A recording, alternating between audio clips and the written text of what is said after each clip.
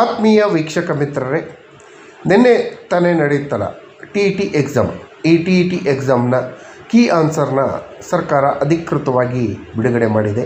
ಈ ಕೀ ಆನ್ಸರ್ನಲ್ಲಿ ನೀವು ಬರೆದಿರುವಂಥ ಪ್ರಶ್ನೆಗಳಿಗೆ ಸರಿಯಾದ ಉತ್ತರ ಇದೆಯಾ ಇಲ್ಲ ಅನ್ನೋದನ್ನು ಪರೀಕ್ಷೆ ಮಾಡ್ಕೊಳ್ಳಿ. ಆಕ್ಷೇಪಣೆ ಸಲ್ಲಿಸೋಕ್ಕೆ ಅವಕಾಶವನ್ನು ಸರ್ಕಾರ ಮಾಡಿಕೊಟ್ಟಿದೆ, ಅದನ್ನು ಸಲ್ಲಿಸಿ. ಅದಕ್ಕಿಂತ ಮುಂಚಿತವಾಗಿ ಈ ಚಾನಲ್ಗೆ ಸಬ್ಸ್ಕ್ರೈಬ್ ಮಾಡಿಕೊಂಡು ವಿಡಿಯೋನ ಕೊನೆವರೆಗೂ ನೋಡಿ.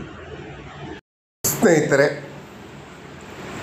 ನೀವೆಲ್ಲರೂ ಶಿಕ್ಷಕರ ಅರ್ಹತಾ ಪರೀಕ್ಷೆ ಟಿಯನ್ನು ಇದೇ 7ನೇ ತಾರೀಕು ನಿನ್ನೆ ತಾನೇ 7/12 ಬರೆದಿದ್ರಿ. ಇದಕ್ಕೆ ಸಂಬಂಧಪಟ್ಟ ಹಾಗೆ ಕರ್ನಾಟಕ ಸರ್ಕಾರದ ಕೇಂದ್ರೀಯ ದಾಖಲಾತಿ ಘಟಕ ಆಯುಕ್ತರ ಕಚೇರಿ, ಶಾಲಾ ಶಿಕ್ಷಣ ಮಂಡಳಿ ಬೆಂಗಳೂರು ರವರು ಕೀ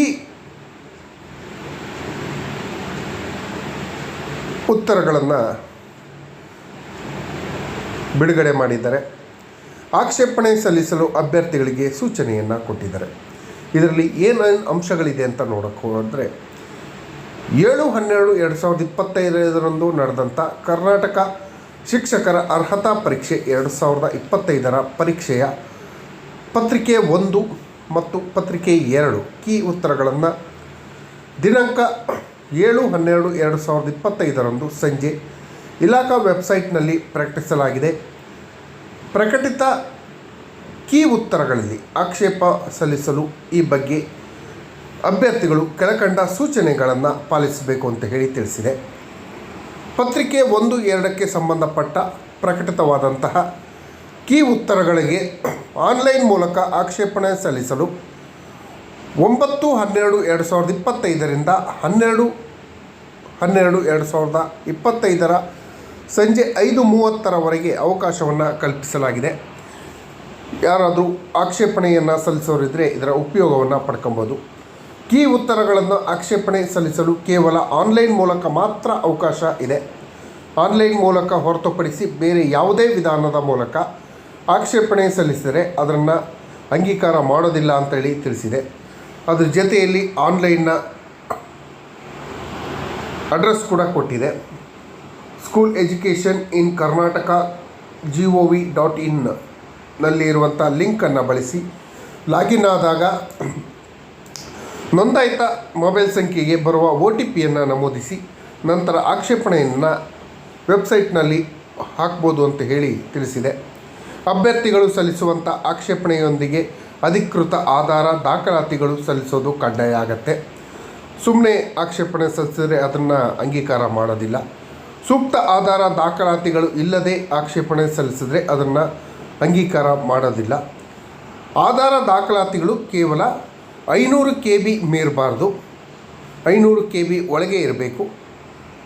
ಈ ವಿಷಯಕ್ಕೆ ಸಂಬಂಧಿಸಿದ ಅಸಂಬದ್ಧ ದಾಖಲಾತಿಗಳು ಹಾಗೂ ಚಿತ್ರಗಳನ್ನು ಅಪ್ಲೋಡ್ ಮಾಡಿದಲ್ಲಿ ಅಂತಹ ಅಭ್ಯರ್ಥಿಗಳ ವಿರುದ್ಧ ನಿಯಮಾನುಸಾರ ಕಾನೂನು ಕ್ರಮವನ್ನು ಜರುಗಿಸ್ತೀವಿ ಅಂತಲೇ ತಿಳಿಸಿದರೆ. ಜರ್ನಲ್, ಮ್ಯಾಗಝಿನ್, ಸ್ವತಂತ್ರ ಪ್ರಕಾಶಕರು, ಪುಸ್ತಕ, ಗೈಡ್, ಇಂಟರ್ನೆಟ್ ಮೂಲಕ, ವಿಕಿಪೀಡಿಯಾ, ಗೂಗಲ್ ಮಾಹಿತಿ ಹಾಗೂ ಅಂತರ್ಜಾಲದಿಂದ ಡೌನ್ಲೋಡ್ ಮಾಡಿದ ಯಾವುದೇ ಮೂಲಗಳು, ವಿಡಿಯೋ, ಪತ್ರಿಕೆಗಳ ದಾಖಲಾತಿಗಳನ್ನು ಪರಿಗಣಿಸೋಕ್ಕೆ ಬರೋದಿಲ್ಲ. ಸ್ವೀಕಾರ ಆದಂತಹ ಆಕ್ಷೇಪಣೆಗಳನ್ನು ವಿಷಯ ತಜ್ಞರ ತಂಡ ಪರಿಶೀಲಿಸಿ ನೀಡುವ ಅಂತಿಮ ಉತ್ತರವನ್ನು ಪರಿಗಣಿಸಲಾಗುವುದು ಅಂತ ಹೇಳಿ ಜಂಟಿ ನಿರ್ದೇಶಕರು ಕೇಂದ್ರೀಯ ದಾಖಲಾತಿ ಘಟಕದಿಂದ ಈ ದಿನ ಆದೇಶವನ್ನು ಹೊರಡಿಸಿದೆ. ಅದರ ಜೊತೆಯಲ್ಲಿ ಕೀ ಆನ್ಸರ್ಗಳನ್ನು ಕೊಡ್ತಾ ಹೋಗಿದೆ. ಕೀ ಆನ್ಸರ್ ಪೇಪರ್ 1 ಇಲ್ಲಿ ಕೊಟ್ಟಿದೆ, ಅದನ್ನು ಕೂಡ ತಾವು ನೋಡ್ಕೊಬೋದು.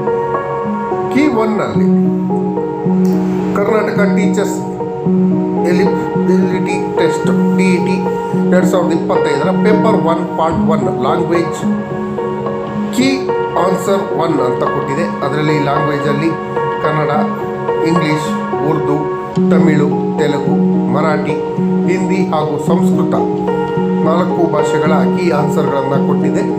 ಇಲ್ಲಿ ಕ್ವಶನ್ ನಂಬರನ್ನು ನೋಡ್ಕೊಬೋದು. ಕೀ ಆನ್ಸರ್ಗಳನ್ನು ಅಲ್ಲಿ ಕೊಡ್ತಾ ಹೋಗಿದೆ, ನೋಡ್ಕೊಬೋದು.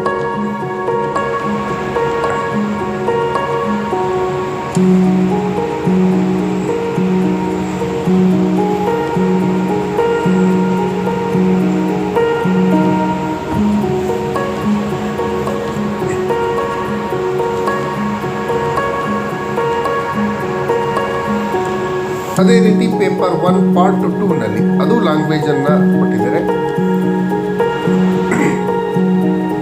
ಅಲ್ಲೂ ಕನ್ನಡ, ಇಂಗ್ಲಿಷ್, ಉರ್ದು, ತಮಿಳು, ತೆಲುಗು, ಮರಾಠಿ, ಹಿಂದಿ ಹಾಗೂ ಸಂಸ್ಕೃತ ಭಾಷೆಗಳಿಗೆ ಸಂಬಂಧಪಟ್ಟ ಹಾಗೆ ಈ ಆನ್ಸರ್ಗಳನ್ನು ಕೊಟ್ಟಿದ್ದಾರೆ. ನೀವು ಯಾವ ಆನ್ಸರ್ಗಳನ್ನು ಬರೆದಿದ್ದೀರಿ, ನೀವು ಬರೆದಿರೋ ಆನ್ಸರ್ ಸರಿನೋ ತಪ್ಪು, ನಾವು ಈ ಬಾರಿ TETಯಲ್ಲಿ ಪಾಸ್ ಆಗ್ತೀವೋ ಇಲ್ಲೋ ಅನ್ನೋದ್ರ ಬಗ್ಗೆ ನೀವು ಇಲ್ಲೇ ನಿರ್ಧಾರಗಳನ್ನು ತೆಗೆದುಕೊಳ್ಬೋದು. ನೀವು ಬರೆದಂಥ ಕ್ವಶನ್ನಿಗೆ ಆನ್ಸರು ಕರೆಕ್ಟ್ ಇದೆಯೋ ಅಲ್ಲೋ ಅನ್ನೋದನ್ನ ಪರೀಕ್ಷೆ ಮಾಡಿಕೊಡಿ.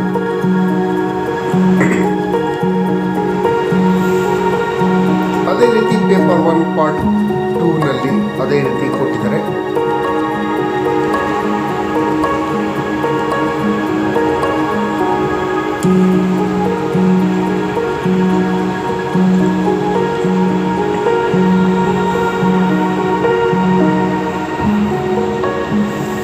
ಕರ್ನಾಟಕ ಟೀಚರ್ ಟೆಸ್ಟ್ನಲ್ಲಿ TET ಟೆಸ್ಟ್ನ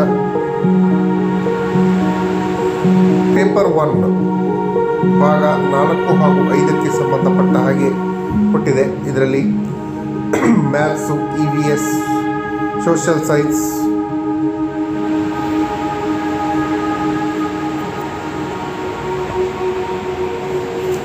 ಇಲ್ಲಿ ಕ್ವಶನ್ ನಂಬರ್ಗಳಿದೆ. ಮ್ಯಾಥ್ಸ್ ಕ್ವಶನ್ ನಂಬರು EVS ಅನ್ನೋದ್ರ ಬಗ್ಗೆ ಕೊಟ್ಟಿದೆ, ನೋಡ್ಕೊಬೋದು.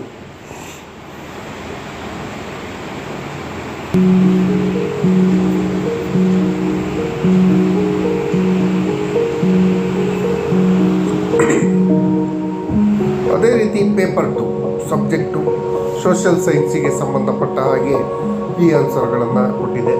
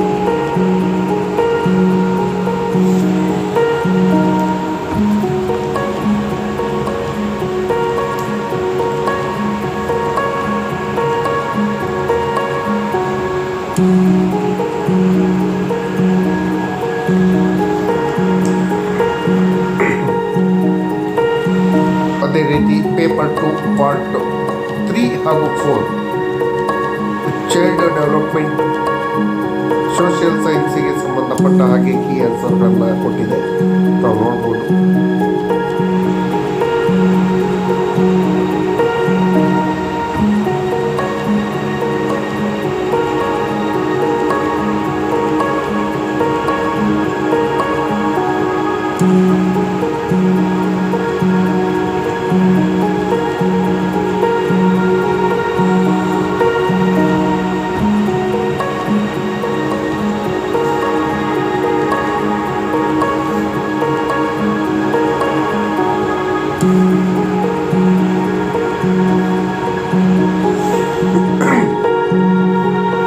ಪೇಪರ್ 2 ಪಾರ್ಟ್ 1 ಲ್ಯಾಂಗ್ವೇಜ್ 1 ಕೀ ಆನ್ಸರ್ಗಳು.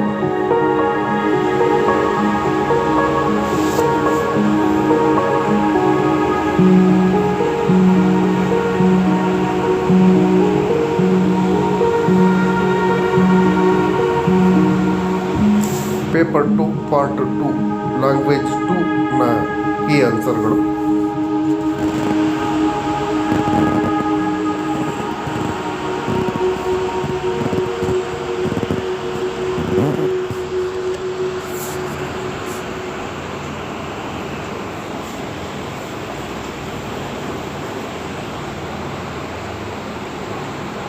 ಪೇಪರ್ 2 ಪಾರ್ಟ್ 3-4ಗೆ ಸಂಬಂಧಪಟ್ಟ ಕೀ ಆನ್ಸರ್ಗಳು